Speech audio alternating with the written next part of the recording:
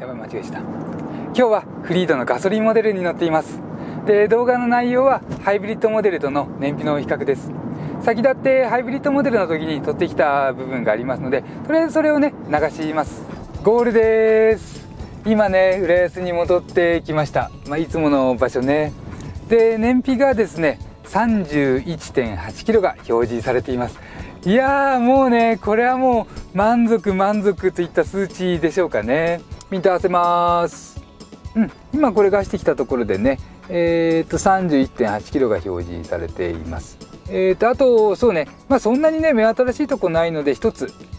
左じゃない、ごめんなさい、右側。今ね、ブレーキオートホールドがオンになっています。これがね、滑らかで扱いやすかったですね。やっぱりシエンタにはなくてフリードにあるいいところ。こんな感じでね、ハイブリッドモデルの時は31キロという燃費でした。もう本当笑顔でね、もう嬉しくなっちゃうような燃費で、もうびっくりしちゃって。で、今日のガソリンモデルは、WLTC モード燃費で 16.3 キロ。なので、17キロぐらいで戻ってこれたらね、嬉しいかななんてね、思っています。そのぐらいの予想、当たるかなと。で、今ね、目の前、ディズニーランドが見えています。ごめんなさい、これ毎回言ってますよね。で、ここ、浦安から、台場のあたりを一周して戻っていきます。で、そうだ、車はね、ハイブリッドも今日のガソリンモデルも両車ともに、エアー EX の7人乗り仕様です。で、大人2人が乗っていてエアコンつけてるのも一緒。リアのクーラーもね、今回しています。で、あとね、途中また車の話をしていきたいんですけれども、今日はガソリンエンジンのこの乗り味の部分の話を中心に、あと尺に余裕があったらこのハイブリッドとガソリンの比較もね、少しこう混ぜられたらいいかななんてね、思っています。その辺ちょっとね、話の成り行き次第でというところなので、そのあたりね、これ動画このまま見続けていただけましたら嬉しいです。それでは行ってきます。今ね、12キロほど走ってきて燃費 13.8 キロが出ています。まだね、ちょっと距離短いので、長い区間この純正の車載燃費計が出てる表示はもうちょっと走った方がね、正確になるんでしょうかね。この辺り車によって違って、短距離を見てる車とすごい長い距離を見てる車とかあるんでね、とりあえずここ台場の辺りなので、この辺からねちょっと話していきたいなと思います。で、そうね、今日何から話そうかというところで、まずねお伝えしたいのは、今日の車はほとんど新車です。借りた時はオドメーター120キロでした。で、今日少し走ってきたので今180キロで、まだね車新しいので少しね新車のギスギス感が残っているように感じられます。弾む時にギスンギスンっていう感じがね少し伝わってくる。それがあるんでね、ちょっと厳密にどうこうとは言いにくいんですけれども、多分ね明日あと100キロも走ってればまた変わってくるかなといったところで、ちょっとエンジンとかのね印象を述べていきます。まず今日の車はね、結構いいんですよね。何と比べてというか、どこからその印象が出てくるかというと、 L15D という、エンジン形式、ホンダのねすごいベーシックな 1500cc なんですけれども、先日乗った WRV も同じ形式のエンジンだったんですけれども、フィーリング違いますね。結構明確に違ってね、かなり明確に違ってね、こっちの方がね、伸びも振動とかの質感の部分でもいいです。これまずね一安心しましたね。WRV のが、エンジンもインド生産でもしかしたら少し違うのかなとね。でも足回りとか乗り味で WRV の方が良かったりも感じますので、なかなか難しい。ただエンジン単体で見るとね、フリードのガソリンモデルの L15D すごくねいいです。で、今日のモデルはね、これごめんなさい、今回のモデルはポート噴射のタイプに変わっています。仙台から見てですね、仙台が直噴というタイプの、システムを持つ 1500cc エンジンで、今回はもうちょっとねベーシックなポート噴射の 1500cc、 両方一長一短というかね、もちろんスペックとかで言うと、パワー、燃費とか効率で言うと直噴の方がねこう綿密にガソリンと空気を混ぜ合わせてギリギリの量を狙えるといったところで、質はいいんですけれども、逆にね音が目立っちゃうというのがあるんですね。直噴らしい音っていうので、パチパチパチとかチリチリチリって音がアイドリングとか低回転の時、それから低速走行中に聞こえてきますから、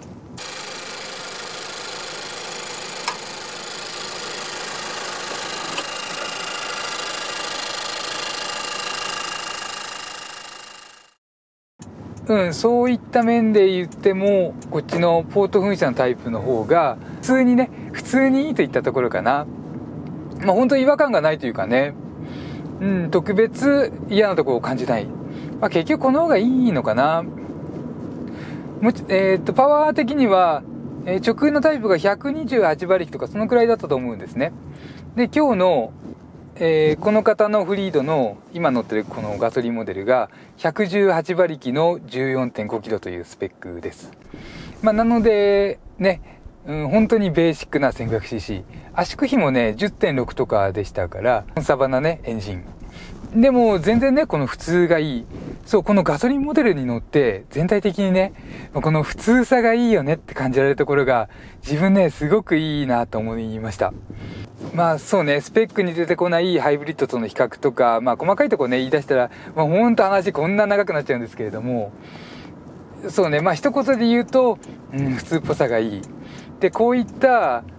コンパクトなミニバンでね、すごいマニアの方とか、車にうるさい方、車が好きでたまらない方とか、そういった方だけに向けた車じゃないので、この普通っぽさっていうのがね、結構魅力なんじゃないかと。もちろんね、今ハイブリッド車全盛ですし、燃費もいいし、実際の販売もね、大部分がハイブリッド車という、状態らしいです。でもね、このガソリンモデルも乗ったらもう全然悪いということもなくてね、むしろこの普通っぽさでいいねと感じられるのはこっちのガソリンモデルじゃないかなと。ハンドル周り、ブレーキ、エンジンフィール、もう何もね気を使わなくていいというか、本当今までの延長線上で乗れる。で IDCD っていう仙台のハイブリッドシステムありまして、そのくらいぶっ飛んでるとね、おーってこう変わってていいねと、もうこれは特別だよっていうのがあったんですけれども、中くらいの普通加減だったらこのガソリンモデル、なんかね、微妙に気に入っちゃったっていうかね、特別何かがいいというよりはそんな印象を受けています。で、このガソリンエンジンのフィーリングの話で、ちょっとね、まず大きく踏む時の話からいきますね。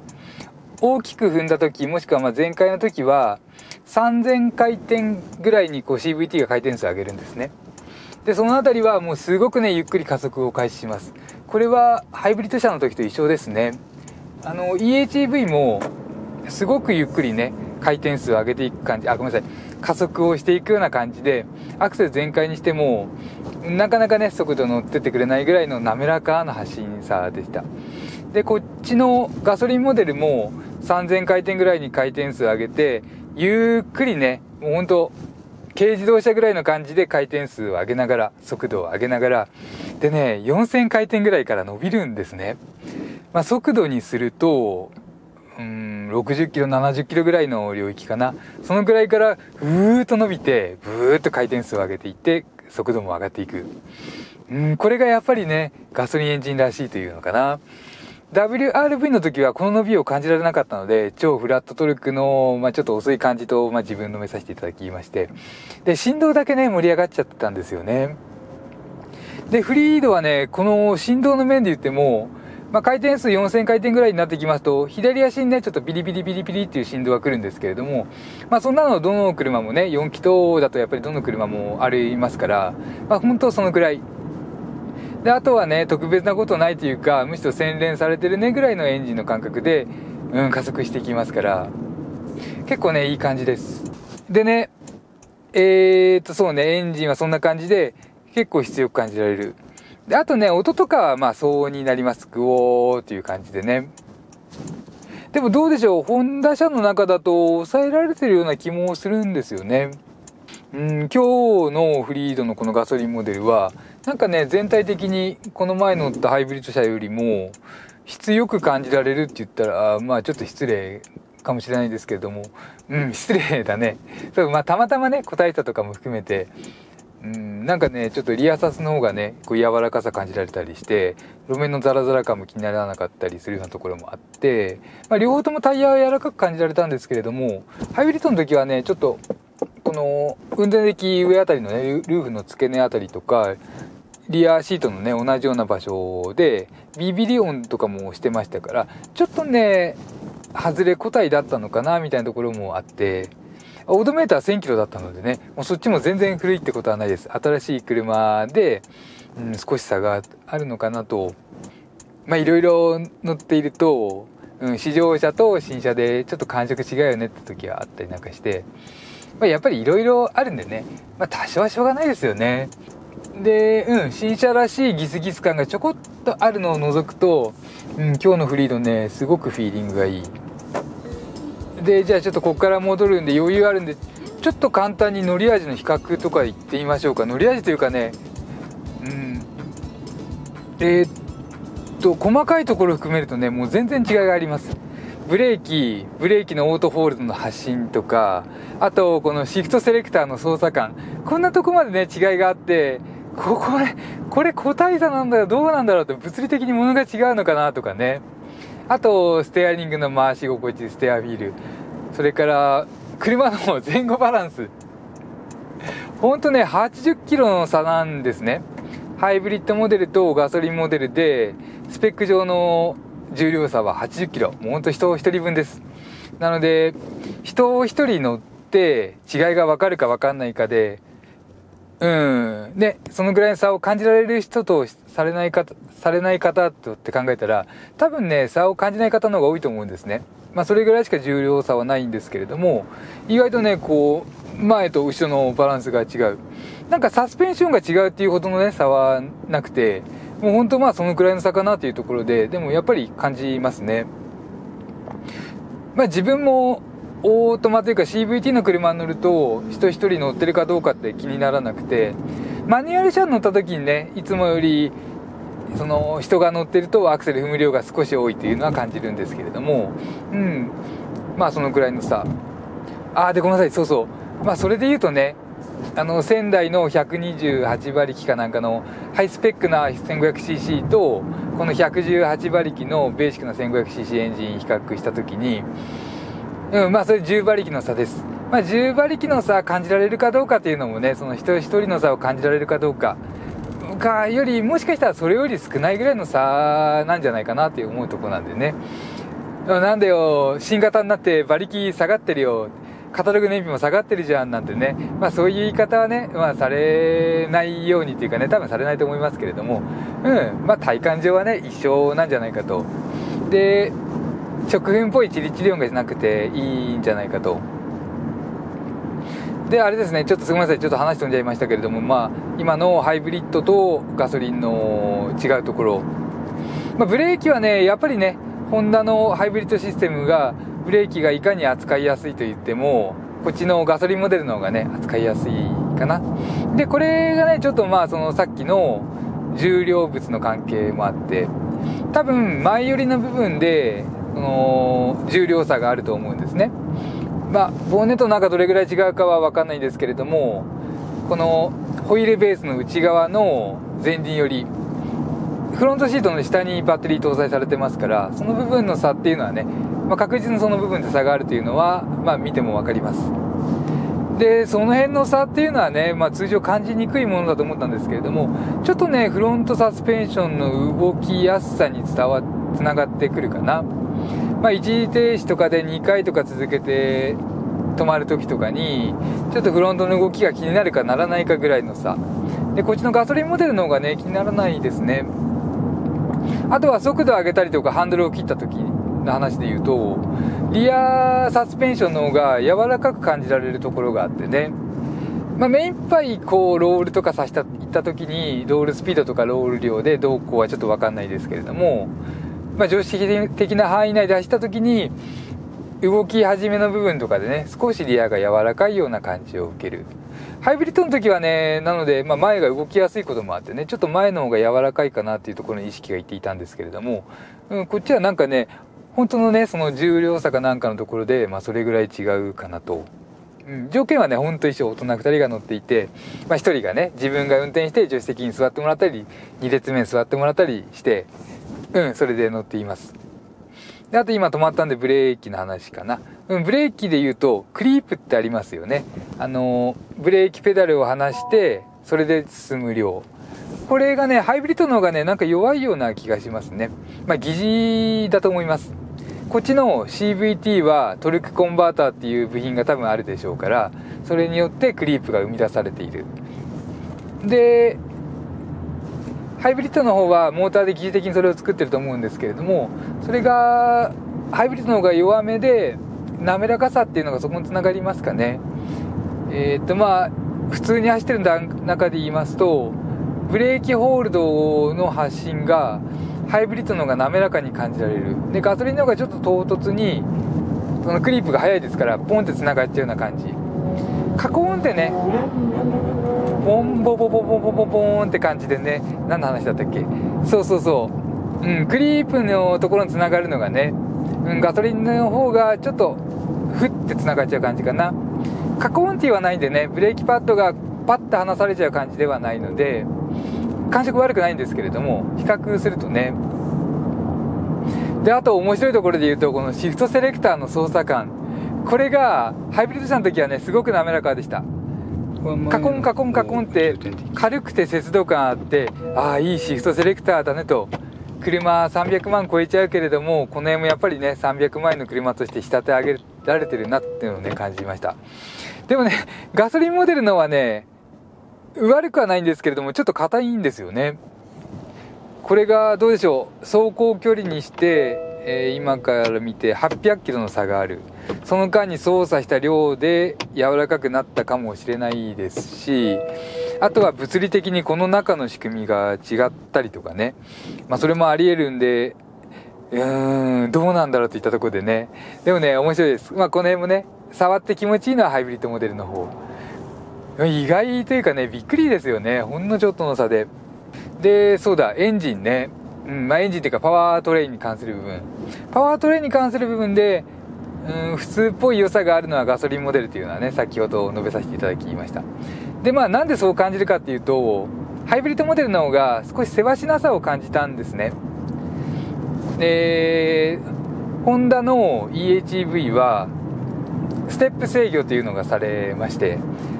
アクセル全開の時にプオーンプオーンプオーンプオーンって感じでね、低速側が超ショートなギアレシオで、クロスしてるような感じ。もうほんとラリー車のギアレシオみたいな感じでね、ちょっとマニアックになりすぎか。ちょっとね、せわしない。EHEV ね、自分好きでフィットとかシビックとかね、すごくいいと思っていて、その演出もいいなと思っていたんですけれども、フリードのハイブリッドの場合は、実際の加速していく感じがね、出だしすごくゆっくりなんですね。で、加速感ゆっくりなところに、エンジン回転数だけポンポンポンって上がっていっちゃうので、ちょっとね、言葉悪いですけれども、コンパクトカーとか軽自動車のマニュアル車みたいなせわしなさっていうのかなを感じて、せっかくねこんなにゆったり滑らかに走れる EHEV でこれない方がいいのかもねっていうのはね感じました。なので、それもあってね、この普通っぽいガソリン車が落ち着くねといったところですね。であとね、ハンドリングの話ちょっとだけしますね。ハンドルやっぱりハイブリッドの時は軽くて切り始めがスッとしてて、中心もね軽かったんですね。軽くて、効きも相応に良くて、でコーナーでねスーッと入っていく良さはありました。でもそうね、回していくところと戻すところと、そのパワーストの制御極端なところがあってね、切っていく時は滑らかで、戻してくる時はすごい人工的にね、モーターがウィーンって戻されちゃうような感じでハンドルが戻る。車の、よくは普通のね、昔ながら続く普通の車の戻す感覚より明らかにこうモーターでウィーンって戻されちゃう感じで、中心付近はスーッと抜けていてね、ちょっと直進で神経を使うというか、こう中心あたりが緩い車が苦手な方にはね向かないような感じでした。でガソリンモデルも傾向は一緒です。ただハンドル周りっていうかパワーステアリングの回し心地が全体的に重いので、かなりねずっしりしています。それによって中心あたりの抜けてるとことかね、戻ってくるとこの唐突な部分が目立たなくて、普通っぽいっていうのはね、ここもありますね。やっぱりこういうね、フリードみたいな車って、本当に正直に言うと、ハイブリッドの時にね、もっと普通でいいのにねって思ったところが、そのハンドルとかね、エンジンの部分だったんですね。で、こっちのガソリンモデルは、普通っぽくてね、もうすごく安心しました。安心というかね、ハイブリッドモデルの方が売れてて支持されていて、燃費も良くて、お値段差も40万円で、実際税金の差を除くと30万円ぐらいということなんでね、人気もね、当然ですけれども、全然ね、ガソリンモデルも悪いということなくて、むしろこの普通っぽい感じいいなと、思っているところです。それはちょっと長くなっちゃったんでね、またこれで戻って、最後まとめていきたいなと思います。ゴールです。さあ、新浦安に戻ってきて、今これ駅ですね。で、燃費なんですけれども、29.1 キロ走って、燃費 16.0 キロが表示されました。ごめんなさい。なんかね、今日ちょっと自分の運転が下手だったんだか、ちょっと、喋る方に集中しちゃったか、思ったほどね、燃費伸びなかったですね。WLTC モードのカタログ燃費で 16.3 ですから、ちょっと割った感じですね。でね、あとね、ちょっと横着して、カメラ回ってないところで ACC 使ってみたんですね。アダプティブクルーズコントロール。で、操舵支援もオンにして使ったんですけれども、何分使ったかな ?3 分か5分か分かんないんですけど、それぐらい使ってたら、やっぱり燃費のところね、少し表示が下がっていったので、人間が運転した方がやっぱ燃費いいんでしょうかね。ほんのわずかの間にコンマ3キロだかコンマ4キロだか下がった数値になりましたから、ちょっとね、違いを感じました。あとね、ハイブリッド車に乗っていた時に、車が右に取られて、で、右にトラックがいて、で、自分がね、パワーステのモーターと格闘するように左に切ってと微調整した。で、ここでね、このモーターと格闘したっていう話をしましたけれども、今日もね、同じところで車がね、右に振って取られる挙動を見せて、あれですね、車がちょっと車線内で右に寄っていったっていうのがありましたから、なんかやっぱり制御的なのとね、その見える景色の部分であるんでしょうね。で、やっぱりね、一旦どっちかに取られようとしたのを直すのは、今結構、あれです、重めになりますので、なんかあったらね、すぐキャンセルをしちゃった方が安心ですね。ブレーキ踏んでもいいのかな。軽くブレーキ当てれるとかね。じゃあ、あとちょっとね、メーター移します。今ね、走ってきて、やっぱりね、ガソリンモデルですので、止まってる間にね、少し数値変わってきちゃいますね。左下、29.1 キロ走って、燃費が 15.8 キロが表示されています。でね、まだ車本当新しいんでね、ここまで走ってきて、今日100キロ走ったとしても、100キロ走ってないか、80キロ走って、今196キロですから、まだね、これからです。だいたい燃費ね、どうでしょう。自分は5000キロぐらい走ったところまでね、どんどん伸びていくような印象なので、イメージなので、これからね、まだ燃費良くなっていってくれるんじゃないかと。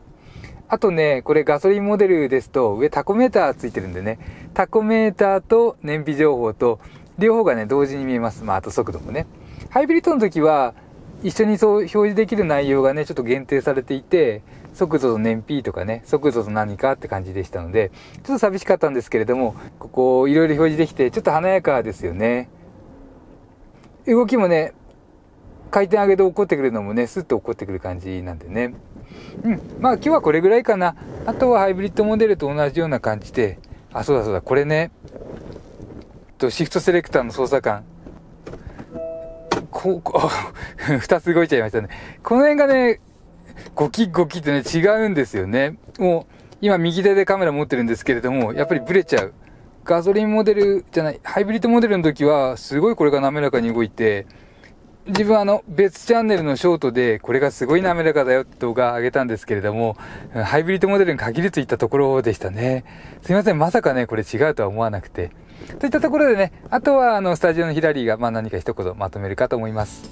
では最後に比較した以外の燃費。高速道路と一般道がミックスしての燃費です。ハイブリッドモデルが145キロ走って燃費 20.7 キロ。走行距離を示すオドメーターは800から1100キロの間で走りました。続いてガソリンモデル。127キロ走って燃費 13.0 キロ。こっちはオドメーター120キロから300キロの間で走りました。まだ車新しかったんでね、美味しいのはこれからだと思います。で、浦安から台場の往復では燃費差が16キロともね、なってしまいまして、なんだこれもう倍も違うんじゃないのって感じでしたが、普通に使っていればさすがにそこまでの差にはならなそうです。あと、乗り味の比較は別に動画作るかもしれません。もう一回ずつ乗ってからになるかもしれないので、いつもね、自分たち慎重で何度もね、乗ってからレビューしていたりね、比較していたりします。なので、チャンネル登録してどうぞお待ちくださいませ。ではまた次の動画でお会いしましょう。間違いいっぱいの自動車選び、ヒラリー男爵でした。はい、全開踏みます。